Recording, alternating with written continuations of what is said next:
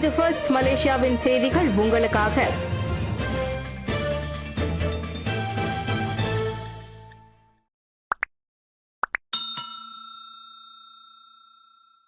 நோன்பு பெருநாள் இதயங்களை இணைக்கும் பாசம், தேசத்தை உயர்த்தும் ஒற்றுமை. டத்தோஸ்ரீ ரமணன் வாழ்த்து செய்தி. நோன்பு பெருநாள் என்பது குடும்பம், அன்பு, ஒருமைப்பாடு போன்ற வாழ்வின் அர்த்தமுள்ள விழுமியங்களை நோக்கி நாம் மீண்டும் பயணிக்கும் ஓர் உன்னதமான தருணமாகும் என மனிதவள அமைச்சர் டத்தோஸ்ரீ ரமணன் ராமகிருஷ்ணன் தனது வாழ்த்து செய்தியில் குறிப்பிட்டுள்ளார். சுங்கைபுலோ நாடாளுமன்ற உறுப்பினருமான அவர் நகரங்களில் தேசத்தின் பொருளாதாரத்திற்காக உழைக்கும் தொழிலாளர்கள், குறிப்பாக குடும்பத்தை காக்க நேரமின்றி உழைக்கும் கிக் பணியாளர்களின் அர்ப்பணிப்பை நினைவு கூர்ந்தார். ஷவால் மாதத்தை முன்னிட்டு சொந்த ஊர் திரும்புபவர்களின் பயணம் வெறும் விடுமுறை அல்ல, அது நீண்ட நாள் ஏக்கத்தையும் பாசத்தையும் சுமந்து செல்லும் ஒரு புனித பயணம் என்றார் ரமணன். மலேசியாவின் தனித்துவமான திறந்த இல்ல கலாச்சாரம், இனம், மதம் மற்றும் பின்னணி என அனைத்து எல்லைகளையும் கடந்து நம்மை ஒரே மேசையில் அமைய வைக்கிறது. இந்த சந்திப்புகள் சகிப்புத்தன்மையையும் பரஸ்பர மரியாதையையும் மேம்படுத்தி மலேசிய மடானி என்னும் ஒரு பெரிய குடும்பமாக நம்மை பலப்படுத்துகிறது. வேற்றுமைகளை தாண்டி அன்பு மற்றும் ஒற்றுமை எனும் பாலத்தால் நாம் இணைந்திருக்கிறோம். இதுவே நம் நாட்டின் பலம் என்று அவர் கூறினார். ஜம்ரி வினோத் மற்றும் அருண் துரைசாமி ஆகியோரை போலீஸ் சமமாகவே நடத்தியது. ஜம்ரி வினோத் மற்றும் அருண் துரைசாமி ஆகியோரை வித்தியாசமாக நடத்தியதாக கூறப்படுவதை போலீஸ் துறை மறுத்ததுடன் சட்டத்திற்கு ஏற்பவே நடவடிக்கை எடுக்கப்பட்டதாக வலியுறுத்தியது. குற்றவியல் சட்டத்தின் 505B விதியின் கீழ் 4 தனிப்பட்ட நபர்கள் கைது செய்யப்பட்ட போதிலும் அவற்றில் ஒரு விவகாரம் 1948ஆம் ஆண்டின் நிந்தனை சட்டத்தின் கீழ் சம்பந்தப்பட்டிருந்ததாக போலீஸ் படை தலைவர் டத்தோஸ்ரீ முகமது காலிட் இஸ்மாயில் தெரிவித்தார். சிலருக்கு மட்டும் ஏன் கைவிலங்கு இடப்பட்டது, மற்றவர்களுக்கு ஏன் இடப்படவில்லை என்பது குறித்த பொதுமக்களின் கேள்விகளினால் பாகுபாடு காட்டப்படும் பிரச்சினை எழுந்ததை தொடர்ந்து அதற்கு விளக்கம் அளிக்கும் வகையில் போலீஸ் படை தலைவரின் பதில் அமைந்தது. குற்றங்கள் வேறுபடுகின்றன. சில ஜாமீன் வழங்கக்கூடியதாகவும் சிலவற்றுக்கு ஜாமீன் வழங்க முடியாததாகவும் இருந்தன. இந்த நடவடிக்கைகள் சட்ட விதிகளின் அடிப்படையில் எடுக்கப்படுவதாக நேற்று புக்கிட் அமானில் செய்தியாளர்களிடம் முகமது காலிட் விவரித்தார். வழக்குகள் வித்தியாசமாக நடத்தப்படுவதாக பொதுமக்கள் கூறக்கூடும், ஆனால் சட்ட விதிகளிடையே போலீசார் செயல்பட்டு வருகின்றனர். அனைத்து வழக்குகளிலும் போலீஸ் தொடர்ந்து சட்ட விதிகளின்படியே செயல்படும் என்று முகமது காலிட் உறுதி அளித்தார். ரமலானின் இறுதியில் பூச்சோங்கில் உள்ள காப்பகத்தில் ஆதரவற்றோருடன் அன்பை பகிர்ந்து தெலூஸ் மலேசியா மற்றும் வணக்கம் மலேசியா. புனித ரமலான் மாதத்தில் இறுதி நாட்களில் நாம் இருக்கும் நிலையில் தெலூஸ் மலேசியாவும் வணக்கம் மலேசியாவும் பூச்சோங்கில் உள்ள பெர்துபுஹான் கெபாஜிகான் தான் பிர்மிங்ஹாம் தாக்வா காப்பகத்தில் வசிக்கும் சுமார் 30 பேருடன் நோன்பு துறப்பை அனுசரித்து ரமலான் உணர்வை மேலோங்க செய்தனர். தெலூஸ் மலேசியா மற்றும் வணக்கம் மலேசியா நிறுவனரும் நிர்வாக இயக்குநருமான தியாகராஜன் முத்துசுவாமி, செய்தி பிரிவு தலைவர் வேதகுமாரி வெங்கடேசன், தொழில்நுட்ப பிரிவு தலைவர் ரமேஷ் பத்மநாபன், டெலூஸ் மலேசியா விளம்பர பிரிவு தலைவர் ஜெகநாதன் பழனிசாமி, சந்தை பிரிவு அதிகாரி கோபாலகிருஷ்ணன், டெலூஸ் மலேசியாவின் மூத்த அதிகாரி செய்தி ஆசிரியர் ஃபாரிஸ் டேனியல் உள்ளிட்டோரும் இதில் பங்கேற்றனர். சன்ஷைன் கல்வி குழுமம் நிறுவனரும் நிர்வாக தலைவருமான டாக்டர் RV ஷாம் பிரசாத்தும் வருகை புரிந்திருந்தார்.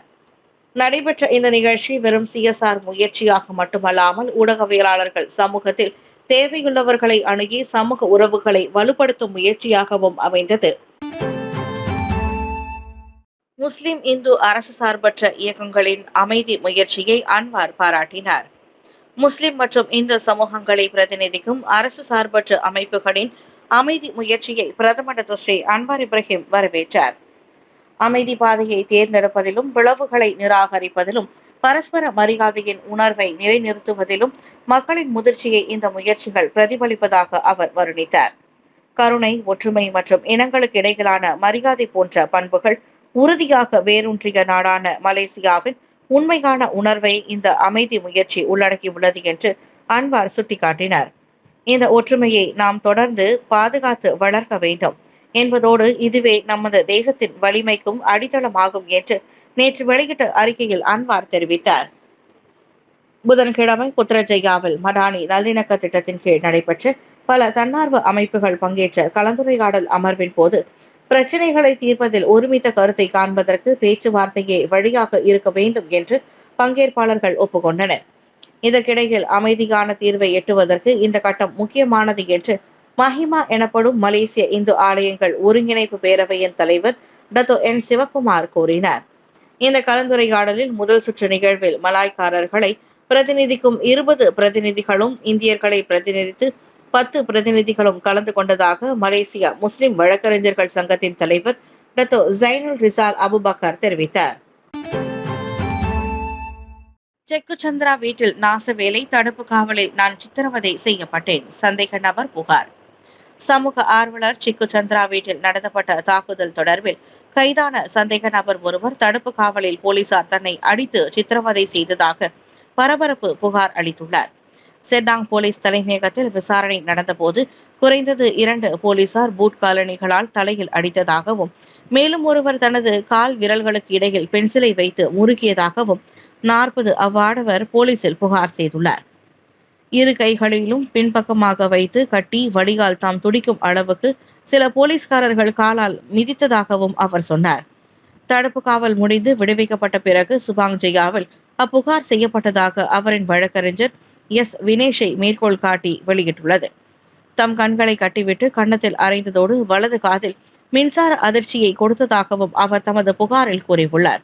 ஆட்களை அடையாளம் தெரியவில்லை என்றாலும் தம்மை சித்திரவதை செய்தவர்களில் ஒருவர் மலாய்க்காரர் என்றும் மற்றொருவர் மலாய்க்காரர் அல்லாதவர் என்றும் அவர் சொன்னார். ஜொஹூரில் பெட்ரோல் நிலையங்களில் டீசல் தட்டுப்பாடு, பயணியாளர்கள் வீதியுடன் பொருட்களை வாங்க வேண்டாம் என வலியுறுத்து. ஜொஹூர் மாநிலத்தில் உள்ள பல பெட்ரோல் நிலையங்களில் டீசல் விநியோகத்தில் ஏற்பட்டுள்ள இடையூறுகளை தொடர்ந்து பயணியாளர்கள் வீதியுடன் பொருட்களை வாங்க வேண்டாம் என ஜொஹூர் உள்நாட்டு வர்த்தகம் மற்றும் வாழ்க்கை செலவின அமைச்சின் இயக்குனர் லிலிஸ் சாஸ்லிண்டா பார்னமோ வலியுறுத்தினார். பாதிக்கப்பட்ட பெட்ரோல் நிலையங்களை தனது துறை தொடர்பு கொண்டதாகவும் தற்போது டீசல் விநியோகிக்கப்பட்டு வருவது குறித்து தெரிவிக்கப்பட்டுள்ளதாக அவர் கூறினார். விநியோகம் விரைவில் படிப்படியாக வழக்க நிலைக்கு திரும்பும் என எதிர்பார்க்கப்படுகிறது.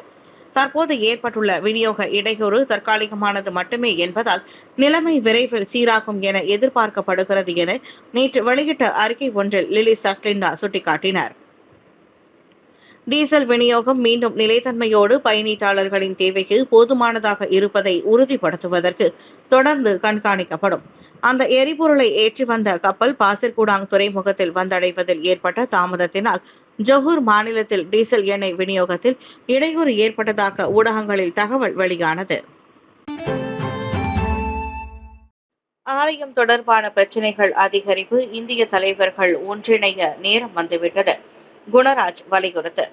நாட்டில் ஆலயம் தொடர்பான பிரச்சினைகள் தொடர்ந்து ஒரு சர்ச்சையாக இருந்து வருகிறது.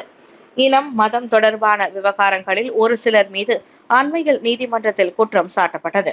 இருந்தாலும் இப்பிரச்சினைக்கு ஒரு முற்றுப்புள்ளி வந்த பாடில்லை. காரணம், நாடு முழுவதும் பல ஆலயங்கள் தற்போது பிரச்சினைகளை எதிர்நோக்கியுள்ளன. எனவே சமுதாயத்தின் நலன் கருதி இந்திய தலைவர்கள் அனைவரும் ஒரே குடையின் கீழ் ஒன்றிணைய வேண்டும் என கேட்டுக்கொண்டுள்ளார் செந்தோசா சட்டமன்ற உறுப்பினர் குணராஜ் ஜோர்ஜ். இப்பிரச்சினைகளுக்கு நாம் தீர்வு காணவில்லை என்றால் வரும் காலங்களில் இன்னும் பல விபரீதங்களை ஏற்படுத்தலாம். ஆக இந்த ஆலய பிரச்சினைகளுக்கு தீர்வு காண இந்திய தலைவர்கள் ஒன்றிணைய நேரம் வந்துவிட்டது. இனியும் கட்சி உட்பட பல பேதங்களை நாம் பார்த்து கொண்டால் அது நம் சமுதாயத்திற்கும் தான் பாதிப்பு என அவர் தெரிவித்தார். காரணம், மற்ற சமூகத்தினர் பல வாரியாக பிரிந்து கிடந்தாலும் ஒரு பிரச்சனை என்று வந்துவிட்டால் அனைவரும் ஒன்றாகி விடுகின்றனர்.